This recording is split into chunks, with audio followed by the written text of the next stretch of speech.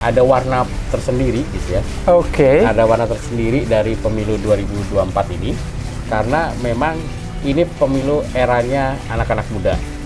Wow, pemilu eranya anak muda ya. Anak-anak muda. Karena pemilihnya hampir semua muda besok itu. Dan hasil survei gitu ya, hasil survei Pak Prabowo cukup disenangi oleh generasi Z. Oke. Ya, cukup disenangi. Nah ini kita persiapkan bagaimana kemudian calon-calon anggota legislatif dari kita itu, terutama anak-anak muda, itu bisa berkampanye atau bisa menggait gitu ya, menggait suara-suara pemula, suara-suara yang masih generasi baru, Z ini ya.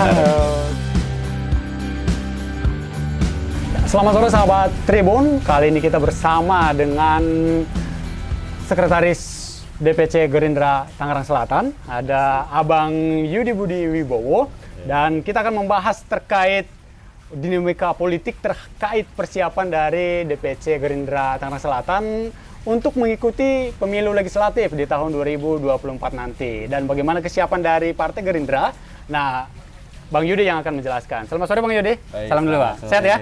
Sehat. Oke, Bang Yudi. Waktunya. Oke, siap. Bang Yudi, ini cukup menarik karena Partai Gerindra ini merupakan salah satu partai yang selalu ketat perolehan suaranya di setiap pemilu dan juga pilkada. Dan kali ini kita membahas tentang Tangerang Selatan, pemilu legislatif. Tahun 2019 lalu ada 8 perolehan kursi. Ya, tentunya hanya berbeda sedikit dengan sang pemenang. Dan di 2024 ini bagaimana nih? Berapa kursi nih dulu nih yang akan ditarget nih dari Gerindra? Iya, kalau 2024 ya, kita sih secara internal menargetkan ada tambahan 4 kursi lagi. Jadi sekitar 12 kursi yang kita targetkan untuk bisa kita ambil. 12 kursi nih, Pak? 12 kursi. Wow. 12 kursi berarti ini rada-rada pengen ngusung sesuatu nih ternyata nih. Bisa jadi nih. Betul, Oke, tapi kenapa 12 kursi? Mungkin ada pertimbangan sendiri, latar belakangnya apa, Bang?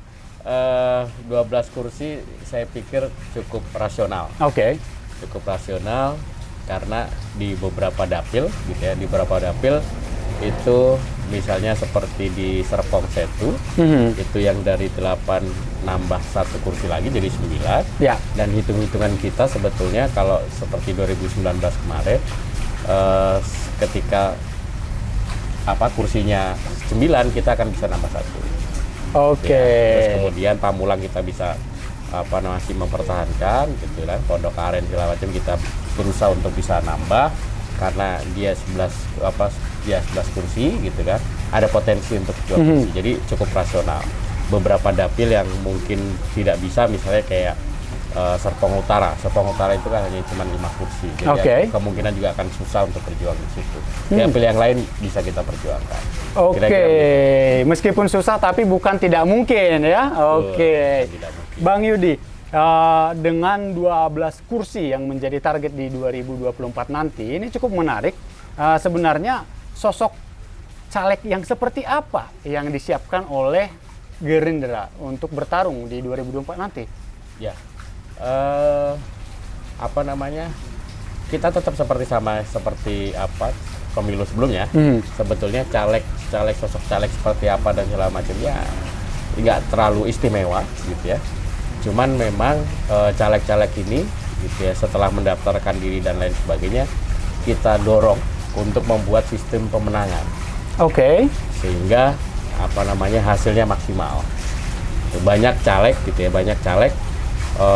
yang berkampanye segala macamnya, membuang tenaga, membuang pikiran, membuang logistik dan lain sebagainya, tapi hasilnya juga minim. Nah, itu yang dari pengalaman itu yang kita hindari, dan kemudian caleg-caleg kita persiapkan untuk bisa mengikuti kontestasi dengan lebih hemat dan targetannya juga. Oke, caleg yang dipersiapkan ini apakah langsung dari kader dari Gerindra itu sendiri atau bagaimana? Hampir 80% calon anggota legislatif itu kader. Wow, jadi sudah sangat mumpuni nih ya. Oke. Insya Allah. Jadi 80% caleg yang ada di Gerindra, 50 itu mohon tulisannya kader. Oke. Bang, di 2024 nanti, dinamika politik ini kan sangat berubah ya. Dan apa yang kita bicarakan di hari ini, dinamikanya pasti berubah juga di 2 tahun kemudian. Atau 1 tahun kemudian di 2024 nanti. Pertanyaan saya, evaluasi apa yang paling mendasar yang mungkin dilakukan oleh DPC Gerindra itu sendiri dari tahun 2019 lalu sampai persiapan di 2024 nanti? Ya, evaluasi dari pertama Gerindra berdiri gitu ya sampai kemarin terakhir di 2019, paling penting adalah saksi TPS. Oke. Karena kita pernah pengalaman misalnya di Dapil Ciputat, waktu itu sampai berkasus di Mahkamah MK ya, Mahkamah Konstitusi. Itu paling penting adalah bagaimana kemudian saksi TPS itu ada di TPS, pengamanan suara di TPS, dan C1 yang ada di TPS. Jadi itu yang paling penting menurut kami. Nah, yang penting lagi adalah suara Pak Prabowo atau Partai Gerindra itu punya presiden Pak Prabowo yang sudah 2 kali kita usung ya. Suara Pak Prabowo di Tangerang Selatan ya, itu hampir 300 ribu lebih. Suara partai itu kita hanya sekitar 107.000 lah. Oh, beda jauh ya. Beda jauh antara suara Pak Prabowo dengan suara partai. Nah, itu yang jadi kerja keras kami gitu ya. Bagaimana kemudian suara Pak Prabowo yang konsisten dari 2014 ke 2019 cukup konsisten suaranya di Tangerang Selatan gitu ya. Itu bisa kita ambil untuk menjadi suara partai. Seberapa menarik nih sosok dari Prabowo nih di Tangerang Selatan bagi caleg dari Gerindra itu sendiri? Kalau menarik dan segalanya kita belum menganalisa ya, tapi yang menarik bagi kita yaitu tadi suara Pak Prabowo itu konsisten ya, dari pemilu 2014 sampai 2019. Jumlah suaranya tidak beda-beda jauh. Tapi kemudian ada gap suara antara Pak Prabowo dengan Partai Gerindra. Kan? Nah, itu bisa diartikan bahwa ada suara-suara yang suka Pak Prabowo tapi belum tersentuh dengan caleg Gerindra, belum tersentuh dengan Partai Gerindra. Nah, itu jadi kerja keras kami gitu ya. Bagaimana kemudian suara Pak Prabowo tersebut bisa jadi suara Gerindra. Jadi itu hal-hal yang mendasar yang jadi dievaluasi ya. Untuk saat ini terbaru kan kemarin ada perbaikan-perbaikan ya di setiap partai tentunya termasuk Gerindra. Kalau dari Gerindra nih sudah bagaimana? Sudah lengkap semuanya atau ada yang diperbaiki? Alhamdulillah perbaikan ada beberapa caleg ya, tapi itu tidak signifikan karena ada sepertinya perubahan peraturan dari KPU pusat gitu. Yang dulunya misalnya gelar haji itu tidak harus melampirkan surat haji, ini diminta untuk melampirkan surat haji gitu ya. Terus ada beberapa spelling nama dan lain sebagainya yang kurang gitu. Itu yang kita perbaiki dan alhamdulillah waktu yang diberikan oleh KPU untuk perbaikan itu sudah kita lakukan dan alhamdulillah sampai sekarang masa pencermatan gitu. Masa pencermatan kita masih aman-aman saja. Bang Yudi, ini menjadi pertanyaan yang menarik dan jadi pertanyaan orang-orang nih. Beberapa partai termasuk Gerindra di Tangerang Selatan disebut masih menjadi bayang-bayang dari partai pemenang. Ya, dari Bang Yudi sendiri nih, apakah di 2024 nanti tidak ada kata itu lagi? Gerindra siap untuk membuat sejarah atau bagaimana memandang pileg nanti? Apa masih merasa jadi bayang-bayang nih? Bagaimana, Bang? Ya, tentunya pengalaman 2010, 2014, 2019 itu jadi pengalaman penting bagi kita. Dan 3 kali kontestasi kita yakin di 2024 kita bisa memenangi pertarungan legislatif maupun eksekutif yang ada di Tangerang Selatan tentunya. Bang, seberapa menarik sih? Apa sih yang diharapkan dari Gerindra sehingga ngotot kita harus menang nih? Gitu. Pengen jadi apa nih Tangsel nih? Gimana coba? Ya tentunya kalau entitas politik ya, selain legislatif kan eksekutif juga sangat penting untuk ini karena ketika kita punya eksekutif, kita punya legislatif, itu banyak sekali hal yang bisa kita lakukan buat masyarakat. Oke. Ya, itu yang paling penting sebetulnya. Emang di Tangsel apa yang kurang nih Bang, menurut sudut pandang dari Gerindra? Tangerang Selatan ini besar oleh pengembang, Tepat. ya. Ini Besar saya oleh akuin. pengembang. Ya. Jadi kita juga punya data misalnya di 2014 ya, mulai dari 2014 waktu kita kampanye Pak Ihsan Mojo dan Bu Li Claudia Chandra, kita ada beberapa analisa gitu ya, hampir 60-70% infrastruktur yang ada di Tangerang Selatan itu pengembang yang membuat, gitu ya. Nah, sedangkan Tangerang Selatan itu mempunyai sumber daya pendanaan yang cukup besar, ya. Kota Baru APBD-nya sekarang itu hampir 4 triliun gitu ya, hampir 4 triliun. Ini satu yang menarik gitu ya. Tapi 4 triliun tersebut gitu ya, itu infrastruktur hampir 60% itu pengembang. Oke. Kemana duitnya? Apakah kemudian larinya kemana dan lain sebagainya, kita nggak tahu gitu ya. Toh misalnya di Tangerang Selatan yang kita dapati masih ada kemudian kasus-kasus model stunting, Ya. kasus-kasus model anak putus sekolah, ya, itu masih banyak terjadi. Nah ini jadi perhatian kita, bagaimana kemudian kesejahteraan itu di Tangerang Selatan harus diratakan. Terus kemudian kita kepingin juga tidak ada lagi anak-anak putus sekolah dan lain sebagainya. Kesempatan masyarakat untuk bekerja itu besar karena masyarakat Tangerang Selatan hampir berapa ya, hitungannya hampir sama, 67% kerjanya di Jakarta. Ya. Padahal Tangerang Selatan investasi masuk juga besar, investasi di bidang jasa dan lain sebagainya. Kenapa kemudian mesti orang-orang Tangerang Selatan kerja di Jakarta?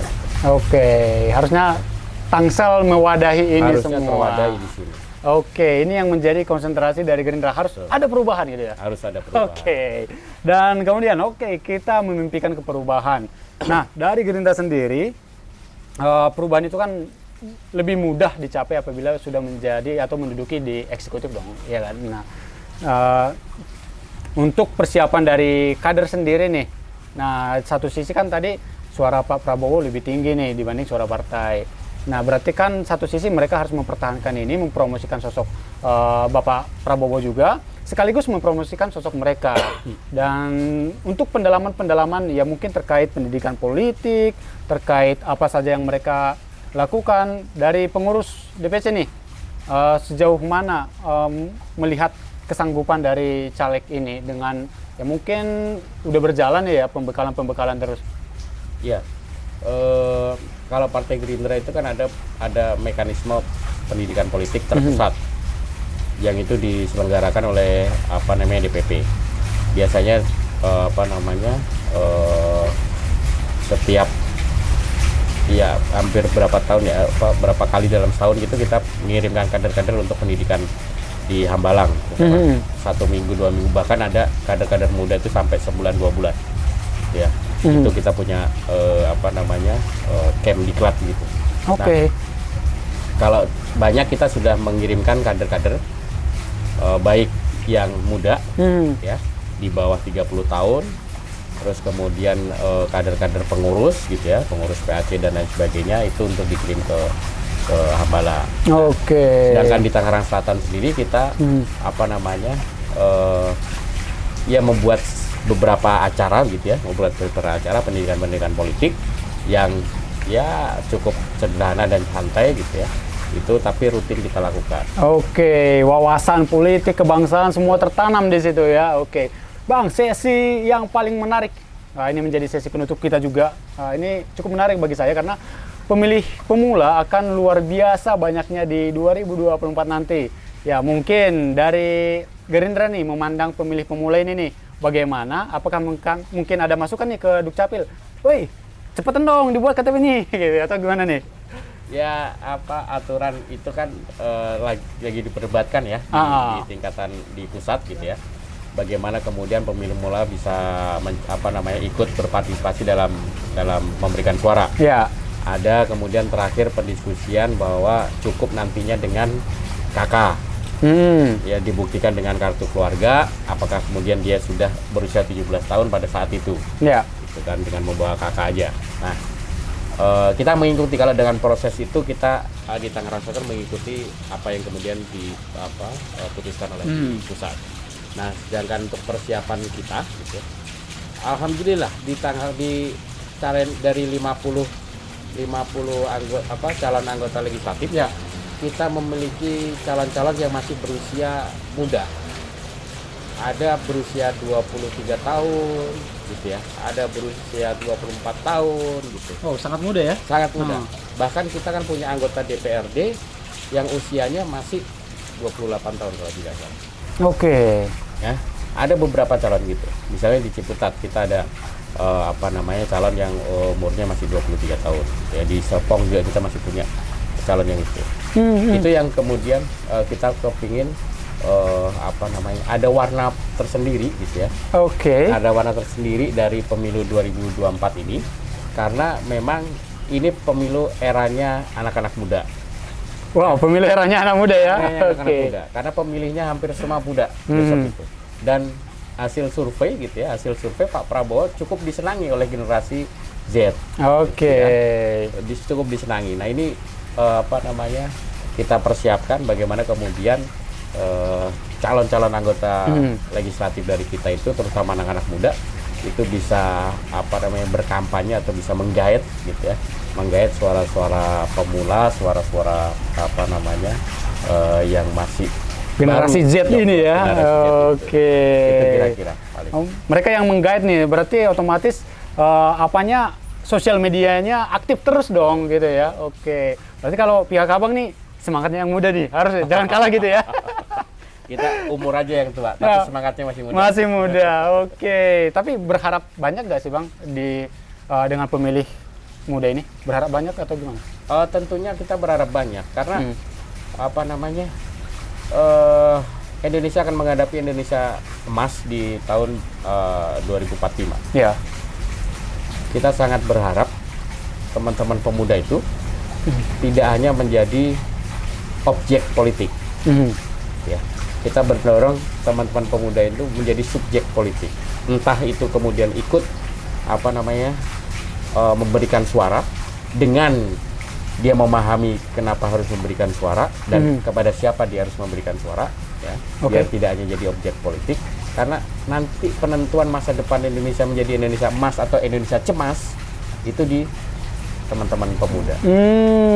Kedewasaan mereka berpolitik gitu ya. Pak, jangan golput gitu ya. Ya. Oke. Dan mereka penentu masa depan Indonesia. Kalau kemudian mereka hanya apatis, kemudian salah memilih tanpa memahami dan lain sebagainya, itu Indonesia akan menjadi Indonesia cemas, bukan Indonesia emas. Iya.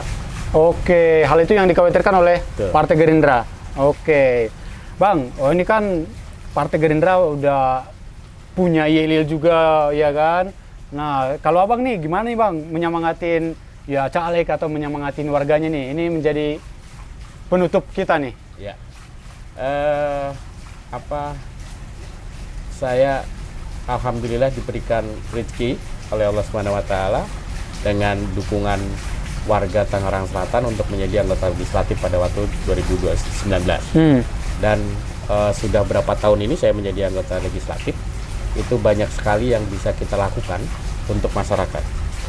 Jadi agama juga mengajarkan kepada kita sebaik-baiknya manusia itu manusia yang berguna bagi orang lain. Ya. Nah, saya pikir ini jadi semangat ke kita untuk berkontestasi dan memenangkan pertarungan ini, karena kalau kita bisa memenangkan pertarungan ini, bisa merebut kursi ini, banyak sekali yang bisa kita perbuat buat masyarakat. Itu. Oke, Bang Yudi, terima kasih banyak Bang.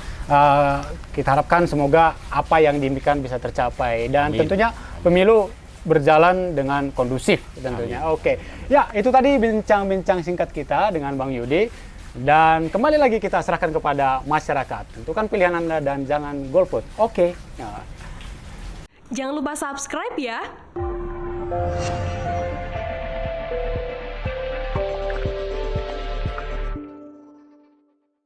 Jangan lupa subscribe ya.